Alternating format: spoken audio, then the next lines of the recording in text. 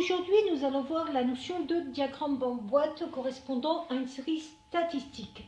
Je donne par exemple cette série avec les valeurs 5, 10, 15, 20 qui sont associées à des effectifs de 5, 3, 5. Je vais avoir besoin, pour déterminer le diagramme en boîte, d'une ligne supplémentaire, la ligne des effectifs cumulés croissants.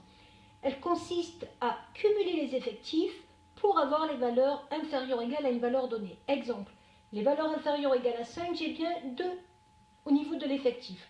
Les valeurs inférieures ou égales à 2, à 10, je vais avoir 2 plus 5, 7. Les valeurs inférieures ou égales à 15, 2 plus 5 plus 3, ça fait 7 plus 3, 10, etc. etc.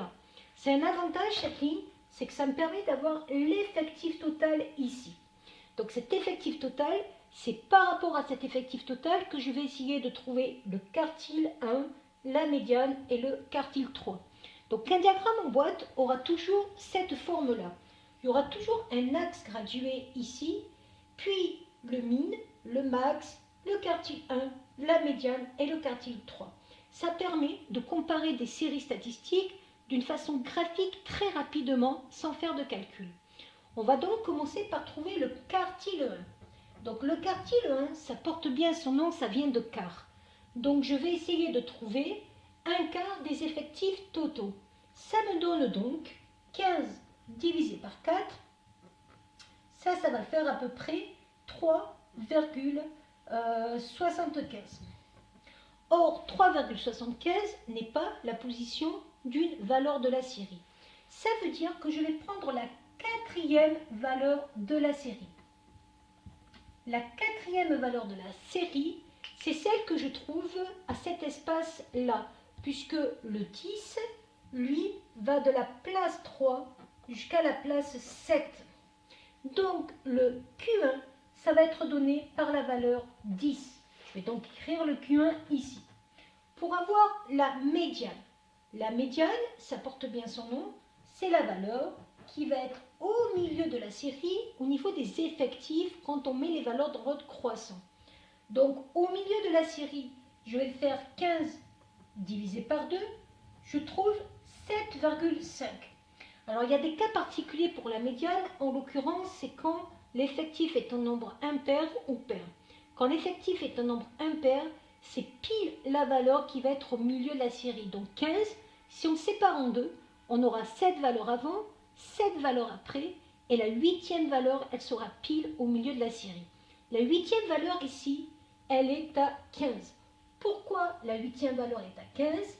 Parce que la valeur 15 va de la place 8 à la place 10. Donc la valeur 15, ça sera donc la valeur médiane. Donc pour trouver la valeur médiane, je vais prendre la 8e valeur, et la 8e valeur, c'est donc la valeur 15. La médiane va donc être égale à 15. Pour trouver le Q3, le quartile 3, c'est tout simplement 3 quarts des effectifs totaux. Donc, je vais faire 15 divisé par 4 fois 3. Je vais arriver à 3 fois 5, 15, ça fait 45 sur 4. Et 45 sur 4, 11,25. À partir de là, toujours pareil, je dois trouver une valeur exacte de la série. Donc, je vais prendre la 12e valeur de la série pour trouver mon Q3. Qu'est-ce que c'est que la 12e valeur? Je veux que la 12e valeur, c'est la valeur 20. Pourquoi? Parce que la valeur 20 va de la place 11 à la place 15. Donc, ma valeur de Q3 est égale à 20. Le min faisait 5, le max faisait 20. Donc, je vais arriver à ce diagramme-là. Le min fait 5, le Q1 fait 10, la médiane fait 15, le Q3 fait 20, et il s'avère qu'ici, le Q3 et le max sont confondus, donc je ne mettrai pas de trait supplémentaire ici. Donc le min est ici, le Q1 est ici, la médiane est ici, le Q3 est aussi, et le même endroit que le max. Voilà.